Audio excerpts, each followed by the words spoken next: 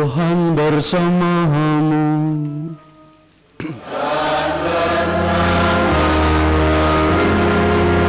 Inilah Injil suci menurut Lukas.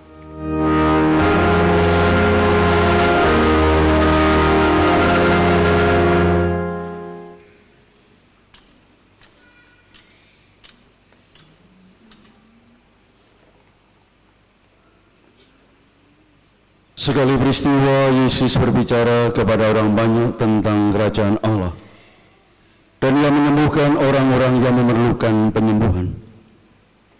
Pada waktu hari mulai malam, datanglah ke-12 murid kepada Yesus dan berkata, "Suruhlah orang banyak itu pergi, supaya mereka pergi ke desa-desa dan kampung-kampung sekitar ini, untuk mencari tempat penginapan dan makanan. Karena di sini kita berada di tempat yang terpencil." Tetapi Yesus berkata kepada mereka, "Kamu harus memberi mereka makan." Jawab mereka, "Yang ada pada kami tidak lebih dari 5 roti dan 2 ikan, kecuali kalau kami pergi membeli makanan untuk semua orang banyak ini.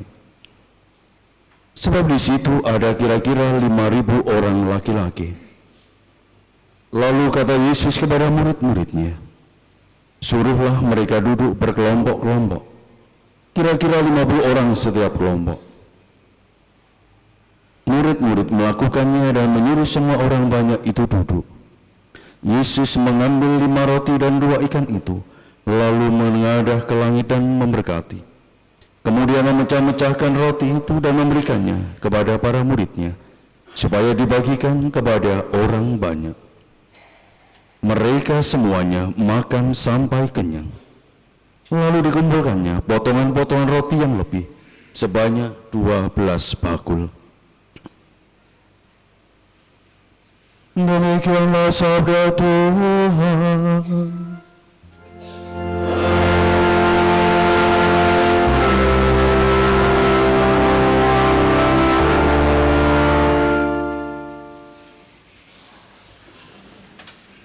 Bapak, Ibu, dan para saudara yang terkasih, Hari Raya Tubuh dan Darah Kristus mengajak kita sekalian untuk semakin mengasihi dan mencintai Ekaristi. Inilah warisan yang diberikan Kristus kepada para murid, yang diberikan Kristus kepada gerejanya, untuk selalu dirayakan. Setiap kali kita merayakan Ekaristi, maka kita mengenangkan apa yang diperbuat oleh Tuhan Yesus. Maka dalam merayakan Ekaristi pula, kita selalu diajak untuk memiliki rasa syukur kepada Tuhan atas apa yang telah Dia kerjakan, atas apa yang telah Dia perbuat. Sungguh dalam Ekaristi, Kristus hadir secara nyata dalam hidup kita. Melalui tubuh dan darahnya, kita melihat kehadiran Tuhan Yesus hadir untuk membawa keselamatan. Dan tentu saja dalam kehadirannya yang menyelamatkan ini, dalam Ekaristi suci ini, setiap kali kita merayakan Ekaristi, kita juga selalu membawa begitu banyak harapan. Kita membawa begitu banyak harapan, yang harapannya bisa tersampaikan kepada Tuhan, dan Tuhan memperhatikan apa yang menjadi harapan kita. Mungkin ada yang datang dalam perayaan Ekaristi ini mengharapkan kesembuhan, mengharapkan kepulihan dalam hidup, mengharapkan kedamaian, mengharapkan pengampunan, mengharapkan keselamatan bagi jiwa atas saudara-saudara kita yang sudah meninggal, dan masih banyak lagi harapan-harapan yang kita bawa di dalam Ekaristi. Bapak, Ibu, dan para saudara yang terkasih, kita tidak perlu khawatir, kita tidak perlu gelisah, kita tidak perlu takut. Semua harapan itu pasti sampai kepada Tuhan Yesus.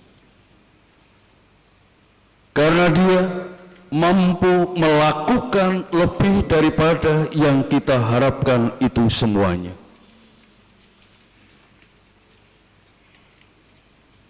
bukti bahwa Dia mampu melakukan lebih daripada yang kita inginkan, yang kita harapkan, bahkan kita bayangkan.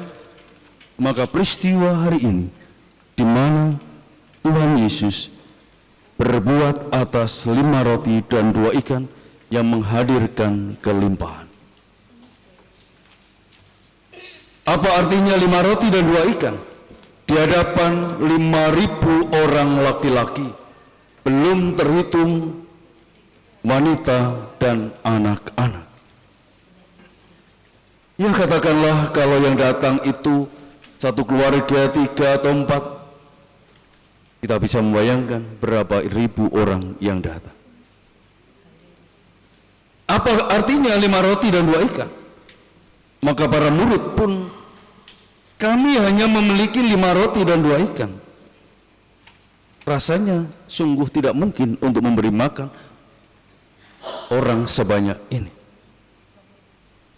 Bapak, Ibu, dan para saudara terkasih, tetapi apa yang terjadi ketika 5 roti dan 2 ikan ini berada di tangan Tuhan Yesus?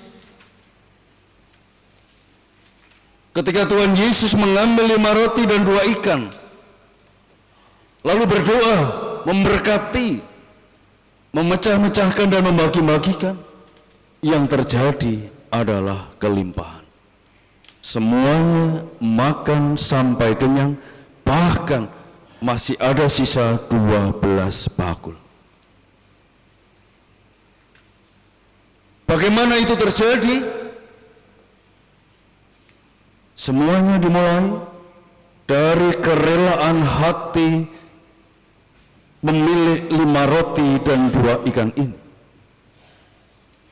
Seandainya pemilik 5 roti 2 ikan ini tidak rela apa yang menjadi miliknya diambil oleh Tuhan Yesus untuk diberkati, dipecah-pecah dan dibagi-bagikan, pasti juga tidak akan terjadi kelimpahan itu. Tetapi karena kerelaan hati pemilik dari 5 roti dan 2 ikan inilah yang akhirnya menghadirkan kelimpahan itu. Maka sungguh tepatlah kalau Tuhan Yesus mengatakan kepada murid, kamu harus memberi mereka makan. Bahwa kita seringkali merasa diri lemah, rapuh, tidak mampu, tidak bisa, dan segala macamnya. Sebenarnya itu semuanya hanya untuk menyelamatkan kita, hanya untuk memenuhi kebutuhan kita.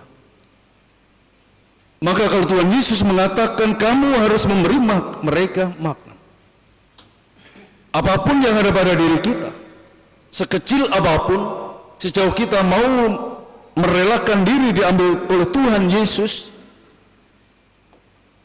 pasti akan berdaya guna bagi banyak orang. Sekecil apapun yang kita lakukan, apapun yang kita berbuat, kalau itu lahir dari kerelaan hati dan sebagai persembahan diri kepada Tuhan, Tuhan pasti berkenan dan akan melipat gandakannya. Bapak, Ibu, dan para saudara yang terkasih, mungkin kita lebih senang diambil Tuhan dan diberkati selesai. Tetapi tidak sampai pada tingkat selanjutnya dipecah-pecah dan dibagi-bagikan. Kalau kita hanya mau diambil dan diberkati, pasti juga tidak akan terjadi kelimpahan. Karena kita akan menggenggam itu semuanya menjadi milik kita sendiri. Bapak, Ibu, dan para saudara terkasih, maka kerelaan hati kita untuk diambil, diberkati, dipecah-pecah dan dibagi-bagikan oleh Tuhan Yesus sendiri, seperti bagaimana Dia mengambil roti, memecah-mecah dan membagi-bagikan kepada murid-muridnya. Maka para murid memiliki kehidupan keselamatan. Orang yang menerima roti memiliki kehidupan kembali. Maka demikian juga dengan kita. Maka kita tidak perlu khawatir, takut, dan gelisah akan kekurangan, kelemahan, kerapuan kita. Karena kita memang sejak awal mula diciptakan Allah penuh dengan kerapuan, kelemahan, supaya kita selalu mau menggantungkan diri kepada Allah dan mempersembahkan semuanya itu kepada Allah. Sehingga Allah lah yang menyempurnakan, Allah lah yang akan memberikan kelimpahan atas hidup kita. Kita diambil, diberkati, dipecah-pecah dan dibagi-bagikan karena kita harus menjadi berkat bagi sesama. Bapak, Ibu, dan para saudara terkasih, maka dalam Ekaristi pun kita selalu diajak untuk mengucap syukur, karena memang Ekaristi itu adalah ucapan syukur. Kita diajak mensyukuri atas apa yang dikerjakan oleh Tuhan Yesus. Bagaimana kita diajak mengenangkan apa yang Dia perbuatnya.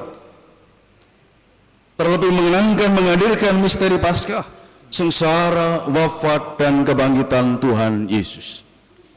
Dan itu berarti menghadirkan penebusan, menghadirkan keselamatan yang dikerjakan Tuhan atas hidup kita. Ekaristi sungguh wujud kerahiman dan belas kasih Tuhan Allah di dalam diri Tuhan Yesus Kristus. Maka selayaknya lah kita datang merayakan dengan penuh rasa syukur. Seperti bagaimana Melkisedek mempersembahkan kurban syukur atas keberhasilan Abraham. Dan Abraham juga mengungkapkan rasa syukurnya itu dengan memberikan 1/10 hasil dari kemenangannya. Dan Paulus mengingatkan kita bagaimana Tuhan Yesus memberikan pesan kepada kita untuk melakukan apa yang Dia perbuat sebagai kenangan akan dirinya. Betapa kita tidak harus bersyukur atas kebaikan Tuhan ini. Lalu bagaimana kita untuk bersyukur di dalam Ekaristi ini? Tidak perlu yang muluk-muluk, yang besar-besar, cukup sederhana saja. Rasa syukur itu bisa kita ungkapkan ketika kita merayakan Ekaristi, datang tidak terlambat dan tidak pulang cepat-cepat. Sangat sederhana. Sangat sederhana. Datang tidak terlambat. Mengapa itu bisa mengungkapkan rasa syukur? Karena ketika kita datang sebelum Ekaristi, kita bisa menyiapkan hati kita, batin kita. Kita bisa mengolah diri kita, apa yang hendak aku persembahkan kepada Tuhan dalam Ekaristi ini. Tidak ada ketergesa-gesaan. Tetapi kalau datang terlambat, pasti sudah bingung mencari tempat duduk. Tidak ada hati. Tidak ada persiapan hati, persiapan batin untuk berjumpa dengan Tuhan Yesus. Demikian juga saat Ekaristi selesai, tidak langsung pulang, tetapi duduk diam berdoa untuk mensyukuri atas Ekaristi yang boleh kita rayakan. Karena apa? Tidak semua orang Katolik setiap minggu bisa merayakan Ekaristi. Kita syukuri atas Ekaristi ini. Kita syukuri atas kehadiran Tuhan Yesus yang memberikan dirinya untuk hidup dan keselamatan kita, yang telah menjumpai kita. Itulah rasa syukur. Maka kalau kita merayakan Ekaristi dengan hati yang penuh syukur, hidup kita pun akan juga diwarnai dengan rasa syukur. Bapak, Ibu, dan para saudara yang terkasih, begitu banyak yang dikerjakan oleh Tuhan atas hidup kita. Maka yang harus selalu kita lakukan adalah hanya rasa syukur. Rasa syukur karena kita pun telah dengan segala kelemahan kerapuan kita diambil oleh Tuhan Yesus. Diberkati untuk menjadi berkat bagi banyak orang. Dan itu semua terjadi karena kita selalu menerima keadaan Kristus dalam Ekaristi. Kristus selalu memberikan daya kekuatan baru bagi kita untuk menjalani kehidupan ini. Bapak, Ibu, dan para saudara yang terkasih, maka kerelaan diri diambil, diberkati, dipecah-pecah, dan dibagi-bagikan itu adalah bentuk rasa syukur kita kepada Tuhan yang memberikan kehidupan dan keselamatan kepada kita, yang memberikan tubuh dan darahnya untuk hidup kita, keselamatan kita. Karena itu, Bapak, Ibu, dan para saudara terkasih, kita sebagai orang Katolik yang telah menerima Ekaristi, hidup kita haruslah dipenuhi rasa syukur dan akhirnya menjadi berkat bagi banyak orang.